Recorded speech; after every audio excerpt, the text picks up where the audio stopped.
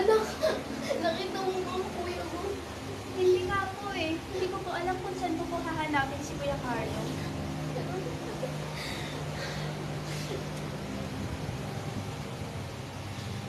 Diyos ko, gising ka na naman.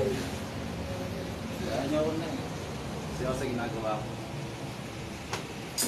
Kaya ka laging napapahamak eh. Inuuna mo yung katawag-taduhan mo.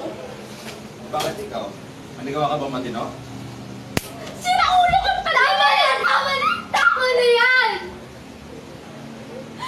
Ang dami na natin problema. Nakuha niyo mga mag-away. Hindi. Hindi ko muna ang kuya.